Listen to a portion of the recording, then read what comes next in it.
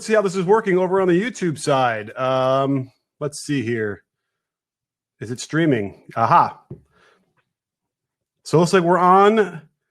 And welcome, everybody. I'm trying to get Jacob on the show because we're going to talk a little about Top Shot today. Very excited.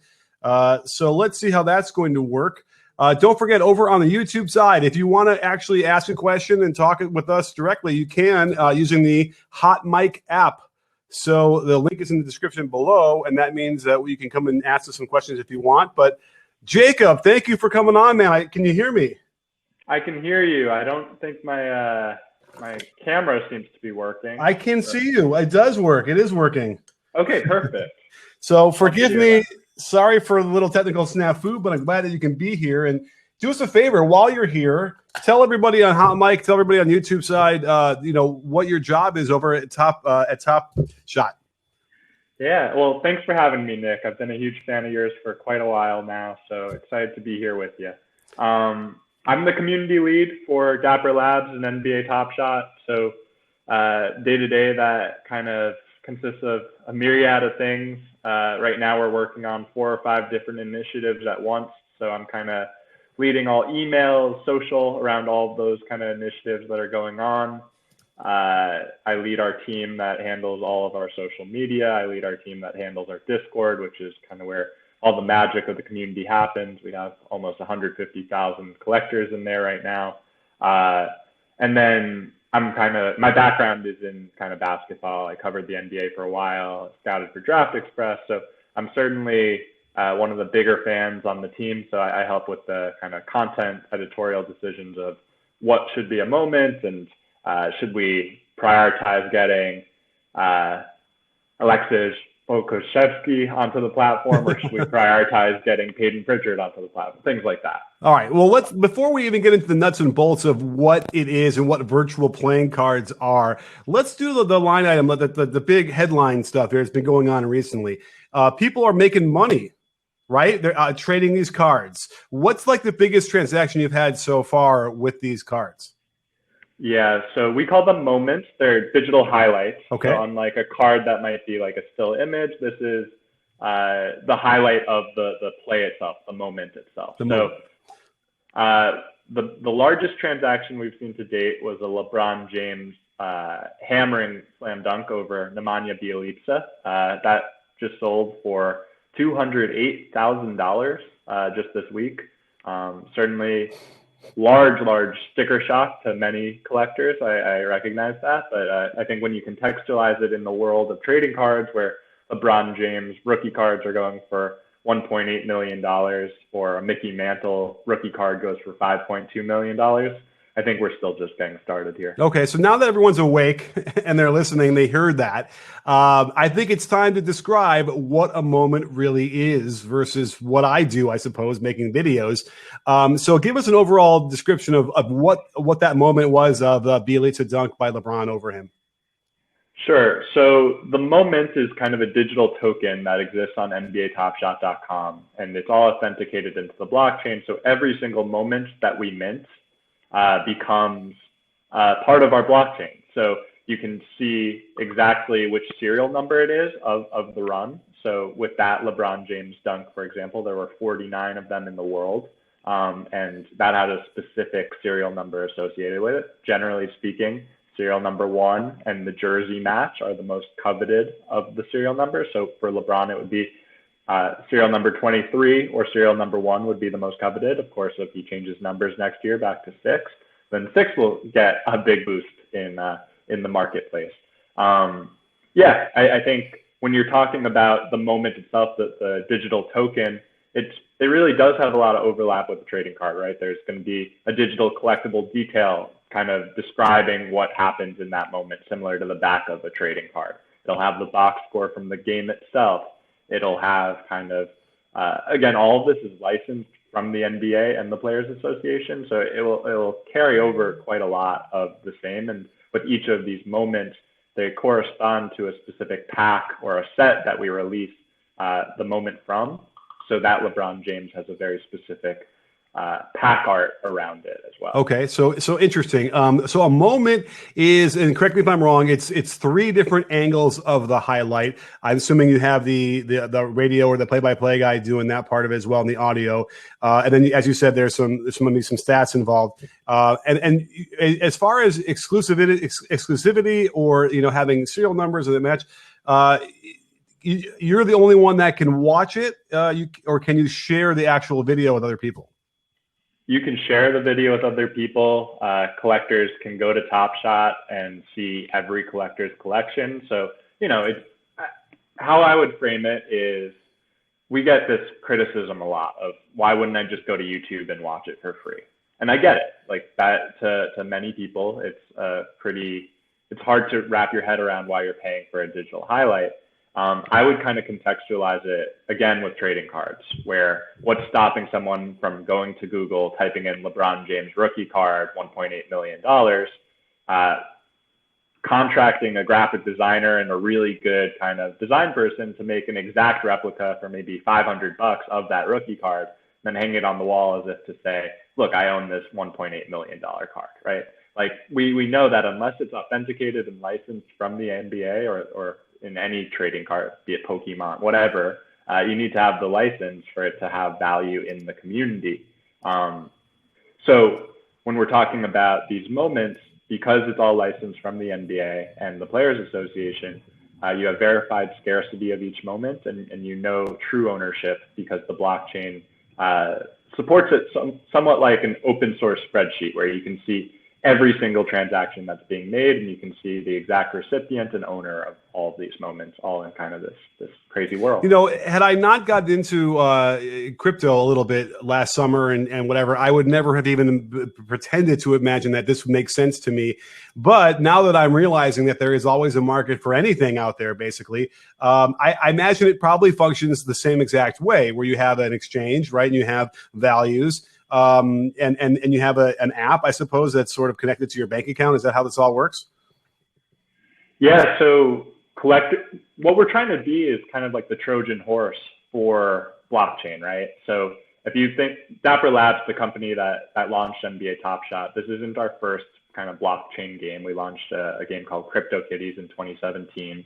And when you think of, like, when we look at our thesis as a company, we kind of look every 10 years or so, there's a technological revolution, dating back to the 80s with video games, and then the 90s with the internet, 2000s with social media, just this past decade with smartphones. Each of those technological revolutions was really catalyzed by one thing, and that's gaming. So when you look at blockchain, you mentioned, Nick, that you're now kind of dipping your feet in the water of crypto. Historically, for at least the past 5-10 years, since blockchain technology has become a thing, every single blockchain has kind of revolved around currency exchange, right? Be it Bitcoin, be it Ethereum. Dapper Labs believes very strongly in the idea of collectibles, and NFTs, non-fungible tokens, being the next kind of frontier of what blockchain technology can do. So working with the NBA, our flagship IP, so to speak, to kind of get this to the masses, the idea is that you don't have to have any background in blockchain to be able to enjoy NBA Top Shot. You can sign up with your email. You can deposit credits into your account with your credit card. You can withdraw to your US bank. You don't need to touch crypto at all, of course. Because it is crypto, you're allowed to and encouraged to kind of use it as an exchange. So you can also withdraw your account balance to USDC, US dollar coin. You can convert it to Ethereum. It has a very kind of fluid transition across any type of alternative asset you'd like. But of course, many of our collectors have never touched blockchain before. And the beauty of it is they don't really need to. They can, again, just withdraw to their fiat US So dollar. I guess one of the things, there's some interesting comments right now. And by the way, if you want to come on and ask us a question about this, feel free. Use the Hotmic app and you can come right on, and then we'll be broadcast right back through YouTube. So you'll actually be on live with us across both platforms, which is exciting, which you can't do on YouTube by itself. So head over to the Hotmic app if you want to, in the description below. And let's do it. Let's chop it up. But getting back to the notion of, like, whether or not this is people are just wasting their money or throwing it away. I guess the real question could be, I could do this. I could actually, like you had mentioned, you could fake a card and hang on your wall, and it's like, that's the card. Uh-oh, did we lose you? Here you are. I'm here. Sorry about that. But like, I could re-edit, this as well, and then sell it on my own. I would suspect that the answer would be something like, well, if you tried to do that, then you get shut down pretty quickly by the powers that be. Well, there's that for sure. I think the other element of this is that it's all insulated within NBATopShot.com. So it would be impossible for you to put a listing up on NBATopShot.com that wasn't licensed and minted by NBA Top Shot, the league, and the Players Association. Certainly, you can try to make an exact replica. We've seen the Sacramento Kings and the Dallas Mavericks social media accounts kind of get into the aesthetic of NBA Top Shot and make some social campaigns around, Top Shot this. But yeah, again, like, because it would be impossible to turn that graphic design into a non-fungible token onto NBA Top Shot, it would be impossible to actually monetize it. It's not, it doesn't work quite like that. Similar to if you're trying to sell a card, you would kind of almost need to get it graded to be able to sell it at a real premium. And you couldn't just print out LeBron James piece of card, right. LeBron James picture, glue it to cardboard and send it to PSA and hope that they grade it. Because I think there's clear kind of insignias that show that it's authenticated and licensed by the For sure. Well, so how many moments are there in circulation right now? It's a great question. So I think we've seen maybe 2,000 moments, different unique plays created. Each moment itself has a different edition size. So that LeBron James that sold for $208,000, only 49 of those in the world. Our largest edition sizes right now are up to 15,000. So you can get that Damian Lillard 3-pointer, you can get that Otto Porter mid-range jumper. We'll mint 15,000 of those. And that to some in our community seems like a lot, but when you contextualize it against the backdrop of billions of NBA fans around the world, we're still on only about 200,000 to 300,000 collectors on the platform in total. So this is like any economy, supply and demand reigns king. And I think we're eventually going to have to really raise these edition sizes. So 15,000, which seems like a lot to some in our community right now, might be 50,000 or 100,000. Did you happen to catch the end of the Pelicans game last night?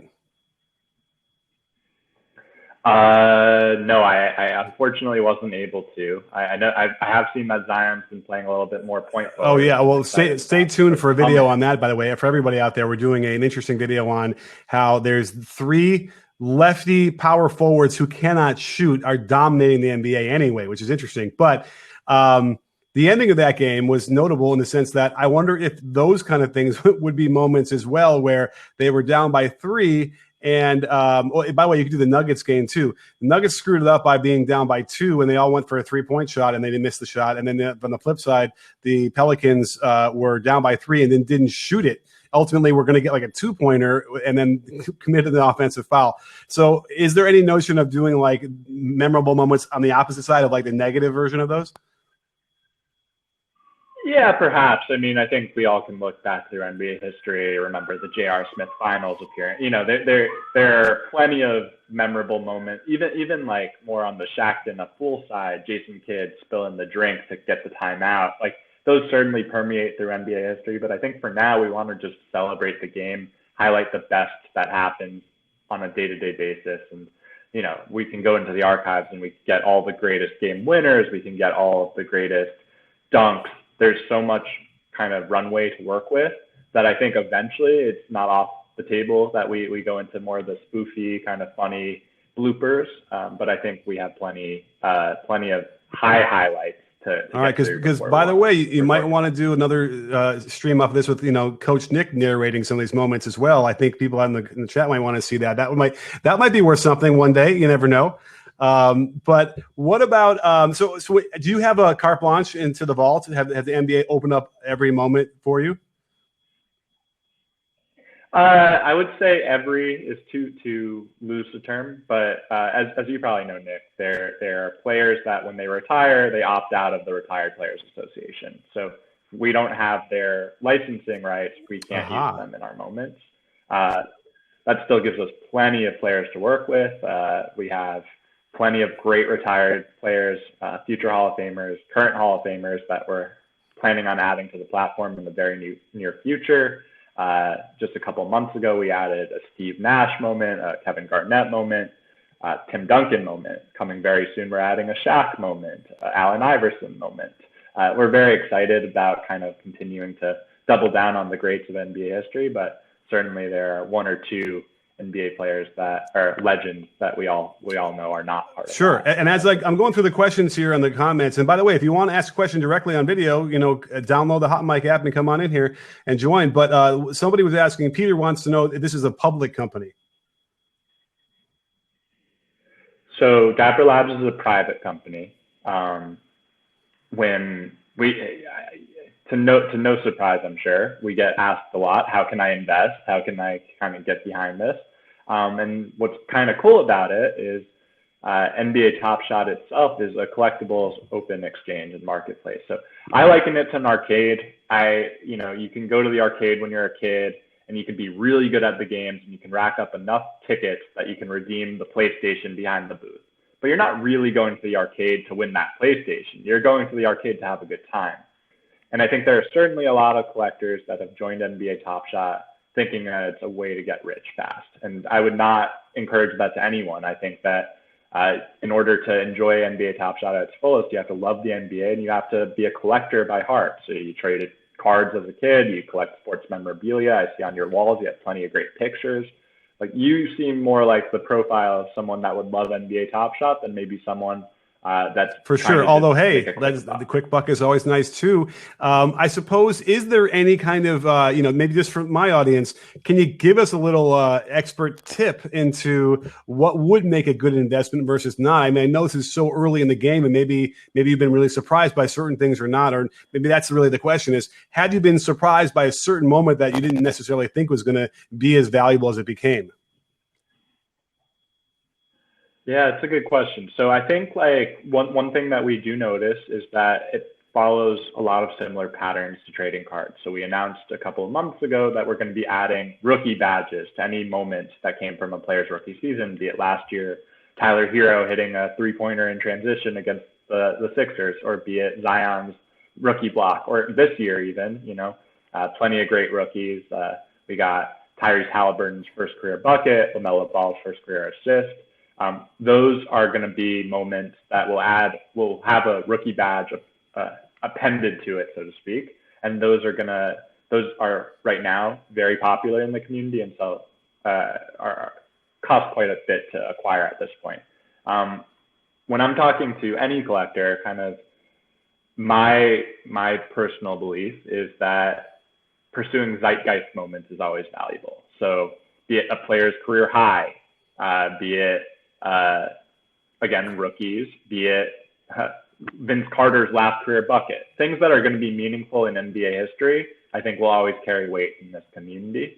When we're talking about just general tips, I think player performance has been interesting. It carries a little bit of that daily fantasy sports angle where, unsurprisingly, you see Jaylen Brown is playing on national TV 3 times this week. We see a lot of collectors gravitate towards the players that are going to be on national TV because they think that if Jaylen Brown goes for 120 combined points across these next 3 games, then wow, look at what his moment. Wow. So you actually, are you seeing direct correlation between performance 1 week and then the price of the moment the next week? What's awesome is it's not even on a week. Like, sure, on the macro, weekly patterns do exist, but this could be instantaneous. With Fred VanVleet last month, when he went for 54 points, we saw his marketplace median price double. What's fascinating about this is that, obviously, if you were doing this with trading cards and, it was 1970, whatever, and you happen to have a Pete Rose card, and then, 15 years later, he becomes the all-time hits leader, and that card becomes a lot more valuable. It feels like you could then go back and grab a moment from Fred VanVleet's rookie year, mint that, and then that would be instantly as valuable as anything else. Does that make sense?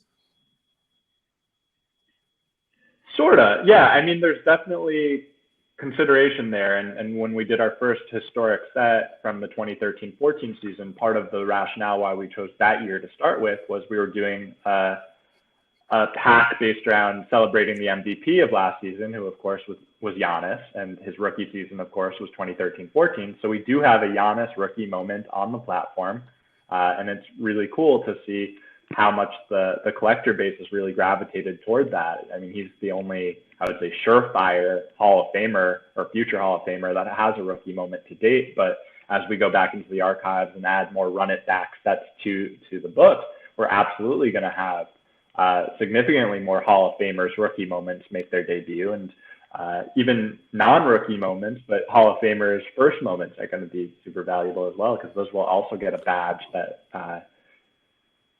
tells the narrative that this absolutely. Is I mean, another question is, you know, it's kind of a basic question, but maybe some people have missed the very, very beginning, but we said in the show. But let's see. The question is, ask them, how do they make money from it? Because it seems like it is just trading.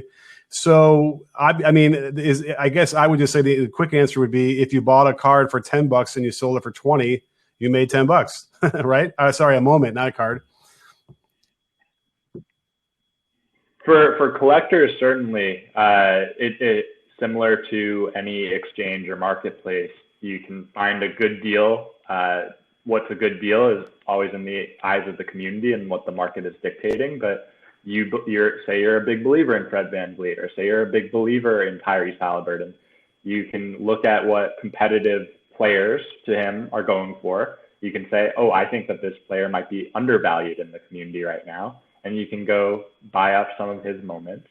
And as he continues to ascend as a star, then presumably the market will follow that path. Now, that's not to say that it's always only going to go up, right? Like, this is a market, and like any market, we saw it with Bitcoin over the past 2 months, like, there's volatility.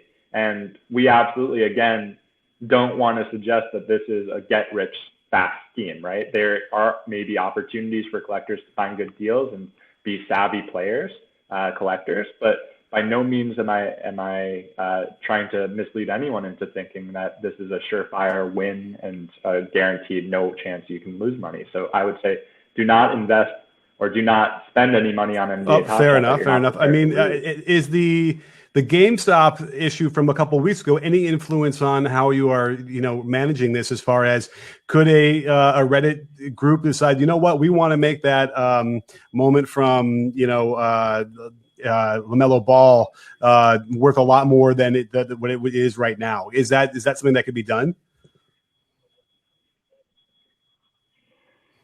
Yeah, I mean, there's certainly power in social media.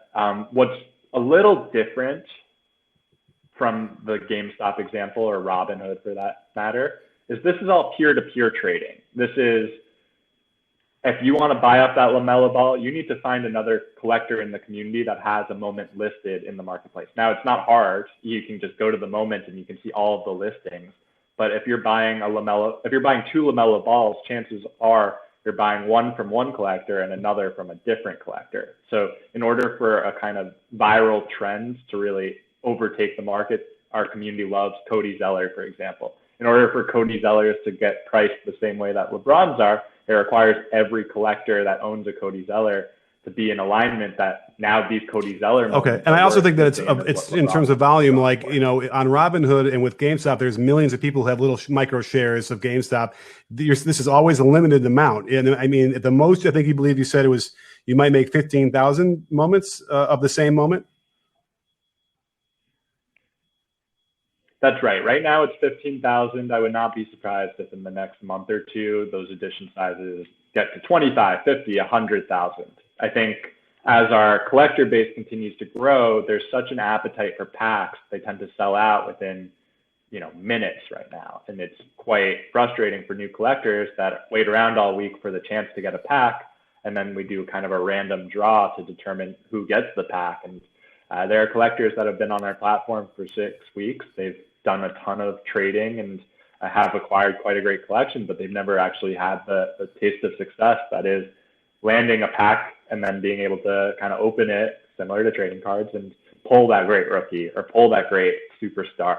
and immediately have a moment in their collection that is far more valuable than the $9. Wow. And so remind me, how many moments are in a pack? Every pack is different. We have 3 different tiers of packs. So we have common base set packs, which is the most basic. Those go for $9. And you don't know what they are. Just 3 moments in each pack.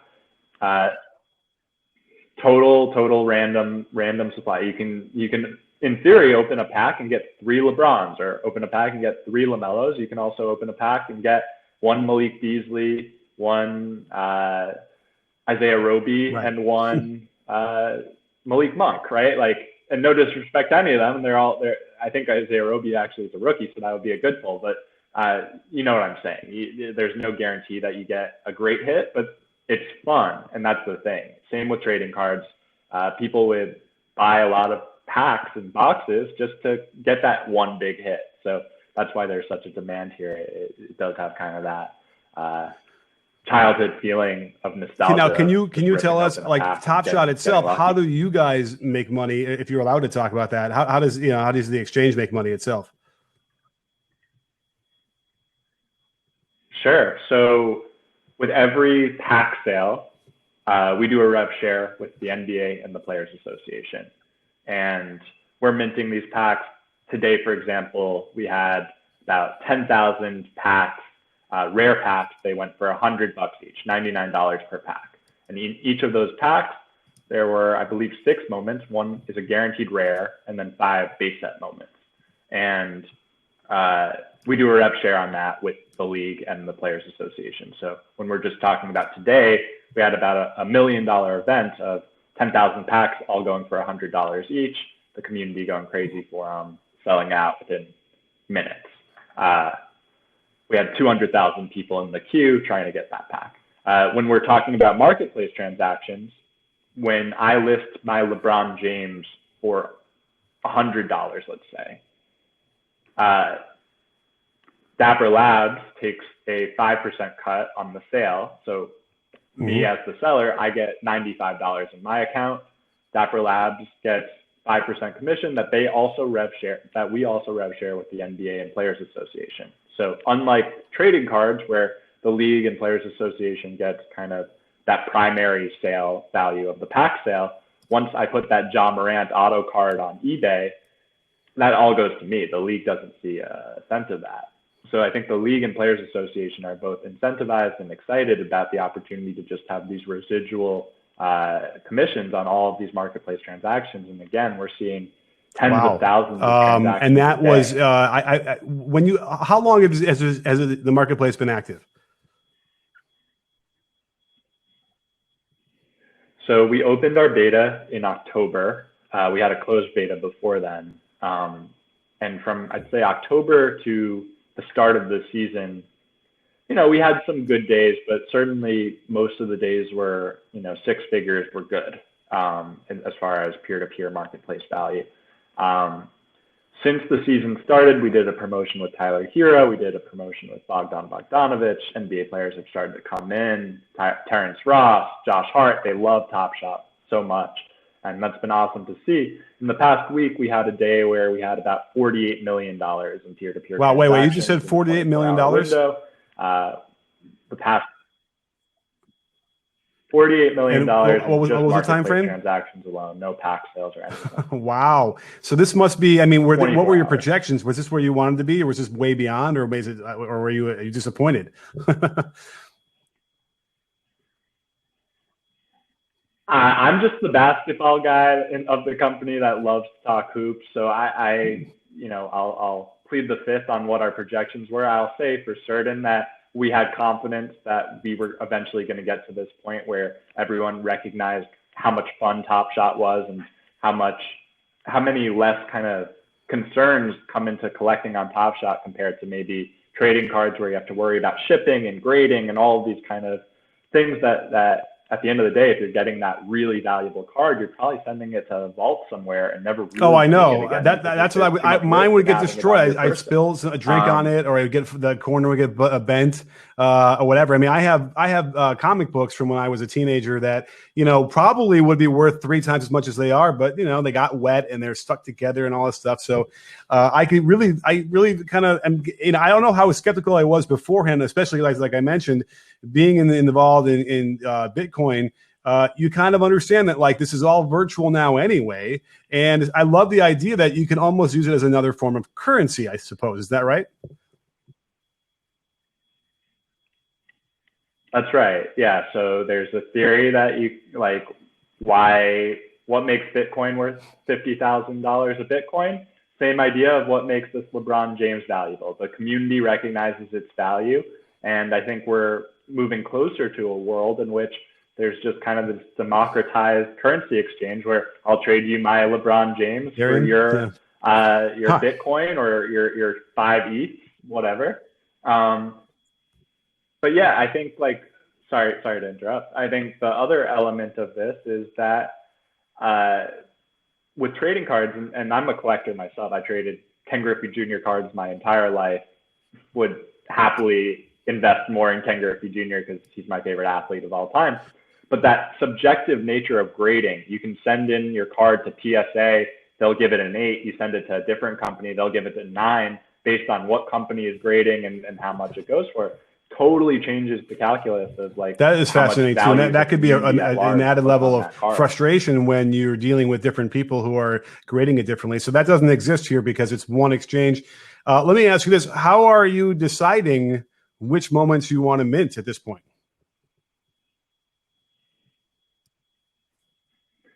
So we work hand in hand with the NBA and Players Association to only get the best. I think to date, our team has been fairly lean. So there have been, I'll admit it, some moments like that Otto Porter mid-ranger that in our ideal world wouldn't be kind of the best of the best NBA highlights to make it to the platform. When we're talking about legendary, rare, and common moments going forward, we have full confidence and excitement about just how much opportunity there is to make sure that only the best of the best make it to the platform. And when there's a whole nother layer besides that, where we're kind of figuring out, okay, that Anthony Edwards dunk from last week where he skies over the defender, is that going to be a rare moment? Is that a common moment? Is that a legendary moment? And there are certainly upsides to each of them. If it's common, you get more of them out to the community so more people can enjoy them. If you make it a legendary moment, then of course, that dunk is so legendary just in premise that you almost want it to be the most I mean, have you ever considered allowing the audience or the users to decide what, you know, moments that you should mint? Oh, absolutely. So every night on Twitter, we have a campaign and hashtag NBA Top Shot this.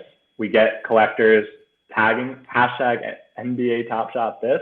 We retweet it, we source that, get it to the league. They say, yeah, we can do that one. Yeah, we can do that one. That one doesn't quite work for X, Y, and Z reasons.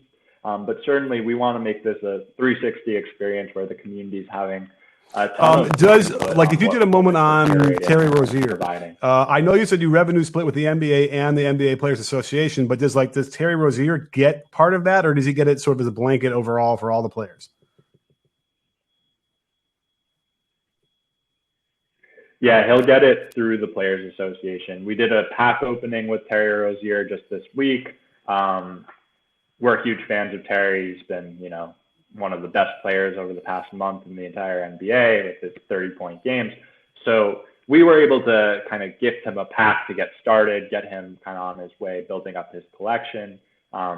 When a Terry Rozier moment sells on the platform. I was just thinking almost like, okay, I love TJ McConnell. I want to get him some, you know, I want him to benefit directly from that. And like, that could be a whole nother avenue, which by the way, maybe as this grows and grows, maybe the players ultimately would say, I want it. If it's for me, I would imagine that could even happen maybe. Right. We're already seeing that. So Damian Lee of the Golden State Warriors just last week found out about Top Shot, started tweeting about it. We saw his market value just from the community on the marketplace double in size, essentially. And that's just from him saying a few tweets about Top Shot. So then he starts investing, he starts being a collector in the community. Of course, we're going to see the market react and start valuing him with more importance. CJ McCollum, same thing. Bunch of Orlando Magic, a bunch of Sacramento Kings. Tyrese Halliburton's gotten super involved in Top Shot over the last week. Talked about it a little bit with JJ Redick on JJ's pod just yesterday. So it's been really kind of awesome to see. And I think to your point, if TJ McConnell or any player wants to see the fruits of their hard work as NBA players really pay dividends on Top Shot, the only thing they need to do is say, hey, I'm starting to I can't wait for when you start doing moments of like coaches slamming the clipboard into pieces like we saw last night with Luke Walton.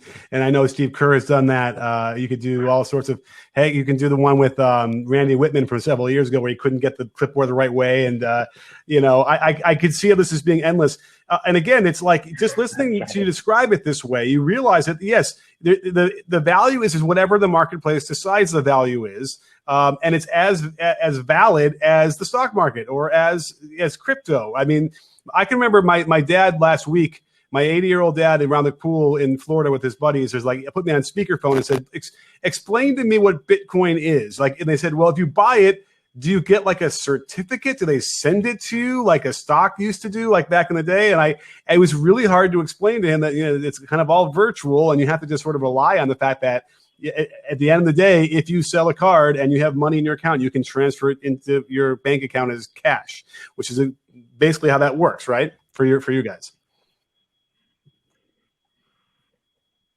That's exactly right. Yeah, I think blockchain in general, cryptocurrencies are certainly an abstract idea, but for the same reasons that US dollars have become universally accepted as valuable, right? At the end of the day, it's just green pieces of paper that the entire world relies on and agrees this is valuable. So it takes a society, it takes a community of people to agree on value, what is value. And certainly with the backing of the NBA and the fandom of billions of fans around the world, I think this is perhaps an easier concept to grasp why it's valuable than maybe a Bitcoin. So here's a question that's come up a couple of times now. I missed it in the beginning, but let's ask it now. Mr. Whataday wants to know if you can put a Top Shot highlight on a digital picture frame.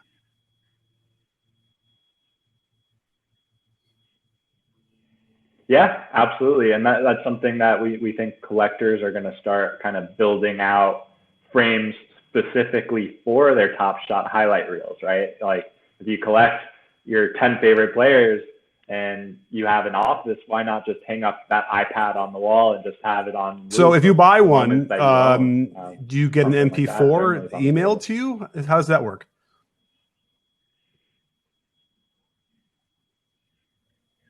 So it all exists directly on NBATopShot.com. Eventually, these custodial wallets will kind of allow you to interact with your moments across many kind of different platforms and sites. So Vive, VIV3.com has a marketplace where you can kind of check out these moments, or at least will in the very near future. But no, there's no MP4 emailed to you. This all exists within the platform itself. And because it's a decentralized platform, eventually these moments won't be restricted to just the site itself because you'll be able to interact with them elsewhere. We're also launching a mobile game where the moments that you collect in NBA Top Shot will help you level up your roster in the mobile game. And the game is going to be one of those like mobile where you try and get the ball in the basket with your finger to whatever, that kind of thing, that typical kind of game, or is it something interesting, like different?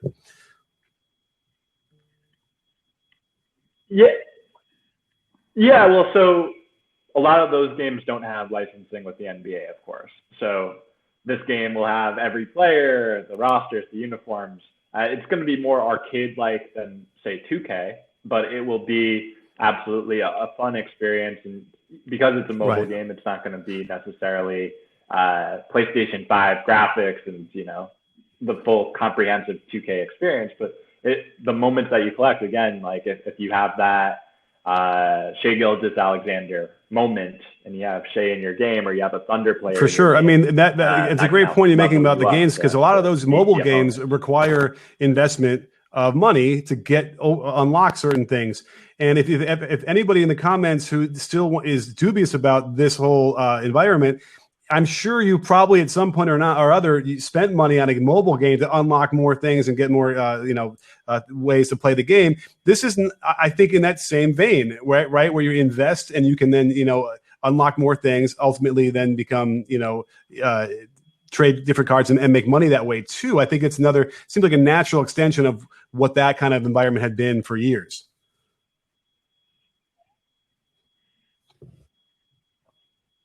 Certainly. I mean, we look at other games in the space, be it 2K, My Team, or be it Madden Ultimate Team or FIFA Ultimate Team. There are billions of dollars in these microtransactions building up your roster every year. So I think you're right on. There's certainly that angle of this as well. And when we decided to go with the mobile game, it was, we were confident in Top Shot as a collector's experience, but I think it was a little bit maybe of a hedge that if someone doesn't know about Top Shot and doesn't want to get involved, they can join this free-to-play game. They can get a better understanding of how the game works, how to make their team better through these NFTs, and then come to Top Shot as a result and become collectors. Cool. Well, okay. The one question that's popped up a little bit more in the comments is, are people allowed to create accounts right now, or is it gotten so full that you kind of had to? It sounds like people are like, I can't sign up right now. So I'm wondering if that's the case.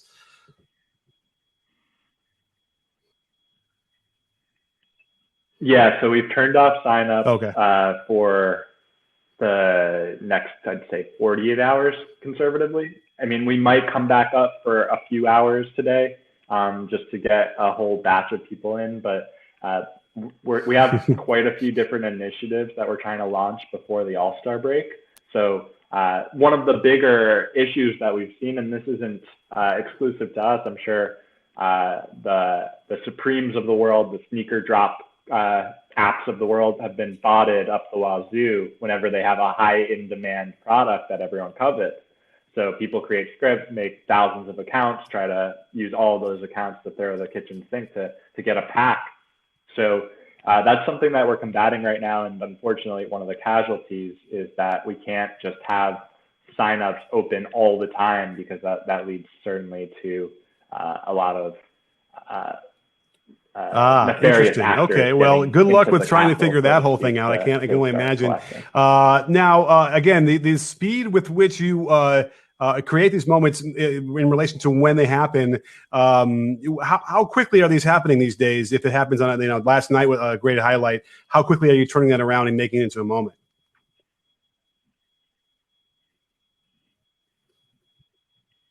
Yeah, it's a very common question, and it's a good one. So I think there's kind of a triage right now where we have to determine whether we want that moment to be a common moment, a rare moment, or a legendary moment before we can do anything about minting it and getting it into a pack. I think our fastest turnaround to date was Derrick Rose in his debut game back with the Knicks, had that flashy no-look assist to Obi Toppin, finished with a two-hand slam.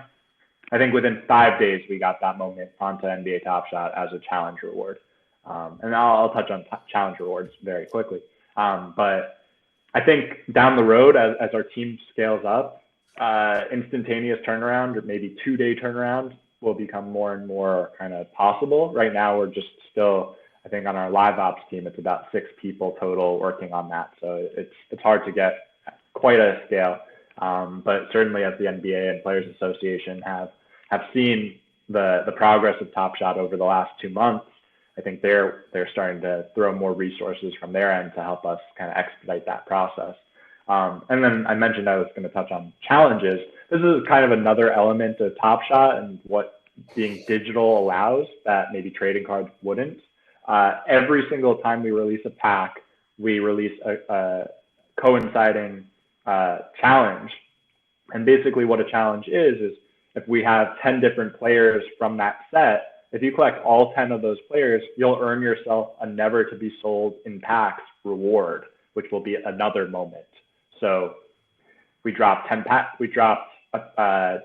packs today. In those 10,000 packs, there are about you know, 999 of 5 different players or 10 different players. If you collect one of those 999 of each of those players, you'll earn yourself a never to be sold in packs Anthony Davis or Luka Doncic, a superstar, right? So those moments are going to be inherently even scarcer and harder to get because they're going to be minted. So exactly in theory, there could be demand maybe of the number of, simply one collectors of that those complete AD that moments you're challenge. talking about. One.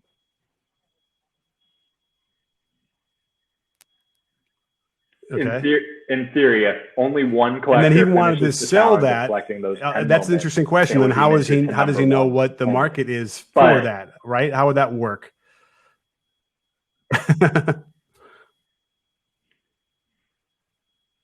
yeah, again, I think someone like that would wait for some precedents to some new record highs. Obviously, with any kind of ecosystem or marketplace, supply and demand reigns king. So if it's a one of one, that's going to be kind of unprecedented. As we mentioned earlier, there was that LeBron that went for $208,000. And certainly the epicness of that dunk, but also complemented with the fact that it came from a legendary set, and it was LeBron's first legendary moment on NBA Top Shot. All of those. Okay, just pretend I'm really dumb for a second, only because obviously when if I'm trading on crypto, I see that the price of Bitcoin is $45,000, so I'm going to buy $20 of that, and then it just does it right automatically. But if I want to sell, the LeBron card or the moment. And I get offers that are what I think are too low, right? Is there an exchange notion to this where you can simply pull the offer and not sell if you don't get the price you want?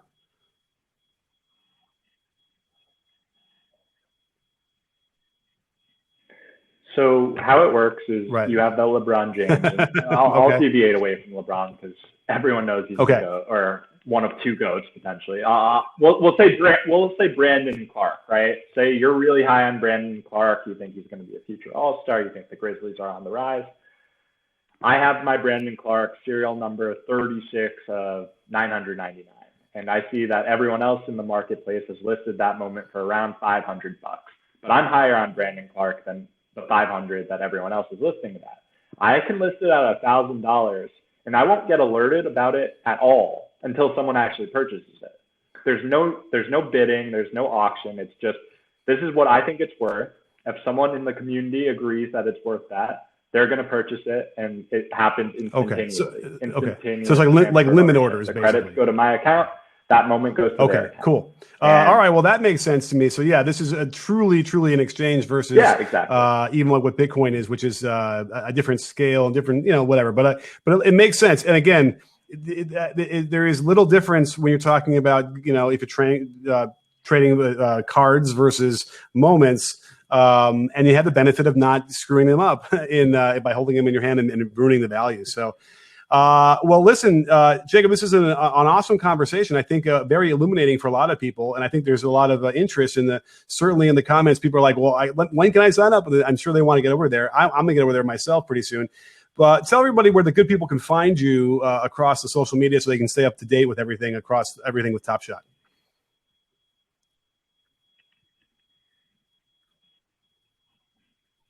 Absolutely. So you can follow NBA Top Shot on Twitter, Instagram at NBA_Top Shot. You can follow me at Eisenberg, EISENBERG 43 on Twitter. I think tomorrow night we might be streaming with an NBA player who's going to be opening up some rare packs.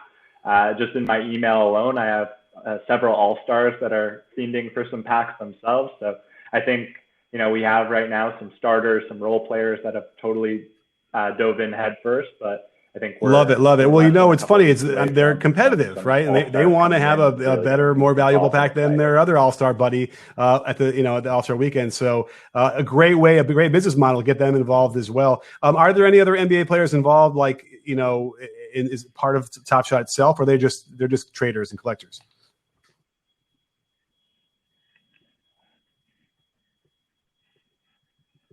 So our founding investor team includes 5 players. So we got Andre Iguodala, of course, Finals MVP, hopefully a future Hall of Famer. In my eyes, he should be. And then we've also got Spencer Dinwiddie, of course, big blockchain guy himself. Aaron Gordon should be a 2-time slam dunk champion, unfortunately, shafted both times. JaVale McGee, 3-time NBA champion. Awesome. Garrett Temple, well, great stuff. Apologize to the audience if I was talking over you. Somehow it's not quite synced on the YouTube side, but we'll figure that out later. But hopefully the information came out there. Jacob, again, thank you for so much for coming on. And don't forget, sports fans, it's a B-Ball Breakdown. We're not a channel. We're a conversation. You in? Are you in, Jacob?